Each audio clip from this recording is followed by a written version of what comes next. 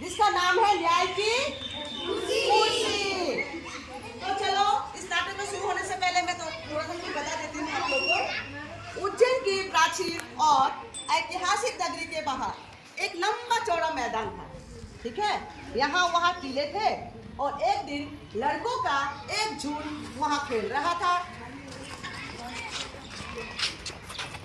तो एक लड़का कूदता भागता एक टीले पर चढ़ गया। अचानक वो ठोकर खाकर गिर पड़ा। उसने इधर उधर देखा कि किस चीज से ठोकर लगी है। उसको एक बड़े चिकने पत्थर के अलावा कुछ और नहीं दिखा। वो उठकर गया और अपने मित्रों को बुलाकर लाया और वो शिला दिखाई। फिर कहा कि इसकी खुदाई करो। फिर वो खुदाई करके देखा कि एक शिला निकल आया।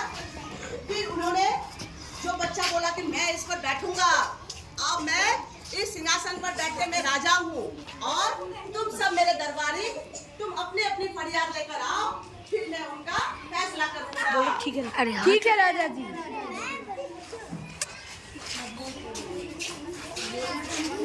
तो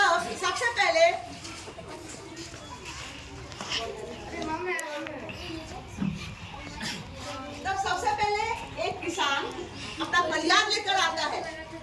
राजा जी, एक व्यक्ति ने मेरी गाय चोरी कर ली। कौन है वो व्यक्ति? इसको देखो जाओ। तुमने गाय क्यों चोरी की? राजा जी, मेरे बच्चे को बहुत ज्यादा बुखार है, तो चिकित्सक ने कहा है ज्यादा से ज्यादा दूध पिलाने, इसलिए मैंने गाय चोरी की। चोरी करना एक अपराध होती है। चोरी करने से तुम कुछ नहीं पाओगे, तो तुम एक नौकरी करो जिससे तुम अपने बच्चे को दूध भी पिला सकती हो। ठीक है राजा जी, मैं दूसरी बार से चोरी नहीं करूँगी।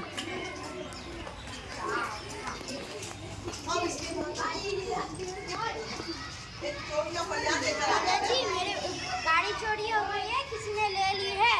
किसने गाड़ी चोरी की?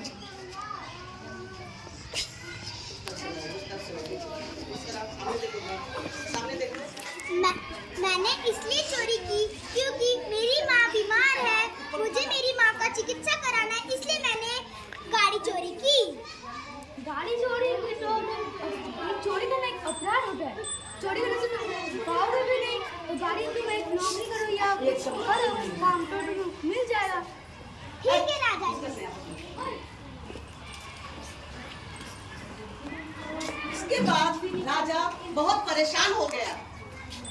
राजा सोचने लगा कि मेरे पास कोई भी फरियाद लेकर क्यों नहीं आता।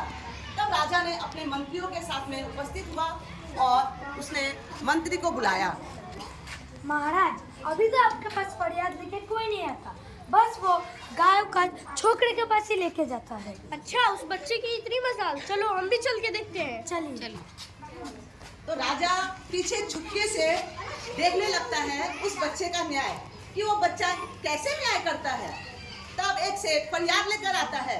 राजा जी, उसने वो मेरे कुएं से रोज पानी पीता है। अरे कौन तुम्हारे कुएं से रोज पानी पीता है?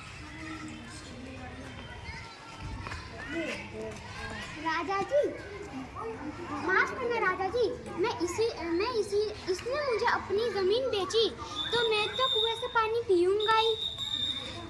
नहीं, मैंने जमीन बेची थी, कुआं नहीं। अरे ये कैसी बात हुई? जमीन के साथ ही तो कुआं आता है, तो वो तो पानी पिएगा ही। धन्यवाद। तब राजा ने देखा और राजा बोलने लगा कि सच में वाकई ये तो बहुत अच्छा न्याय करता है। लेकिन महाराज, ये तो रोज वाला लड़का है ही नहीं। रोज वाला लड़का तो बीमार है। जरूर मेरे सिंहासन में ही कोई दैवीय शक्ति है। चलो देखते। इस टीले को अभी खोदो। तो राजा इस शिले को खोदने की अनुमति देता है। तो सारे सिपाही आकर के खुदाई शुरू करते हैं। खुदाई शुरू करने के बाद राजा देखता है कि वो तो एक सिंहासन निकल आया है। वाह, ये तो कितना सुंदर सिंहासन है। चलो इसे मेरे महल में लेके।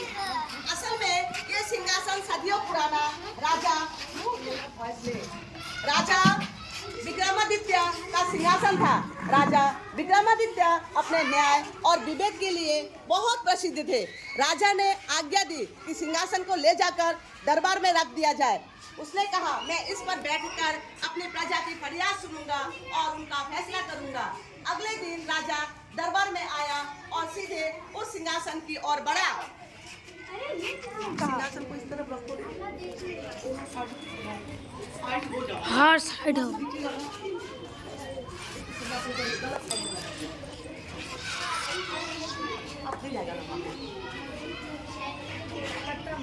राजा अब सिंहासन पर बैठने ही जा रहा था। उसे एक आवाज सुनाई देती है। वो इधर उधर देखने लगा पर उसे कुछ भी दिखाई नहीं दिया। वो फिर से बैठने की कोशिश करने लगा तो फिर से आवाज आई, ठहरो। तो उसने देखा ये तो मूर्ति सिंहासन पर बैठे हुए, सिंहासन पर लगे हुए मूर्ति ने कहा, क्या तुम इस सिंहासन पर बैठने के योग्य हो?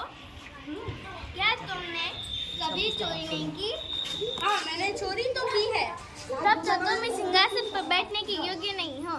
जाओ और 3 दिन तक प्रायश्चित करके आओ। सागर।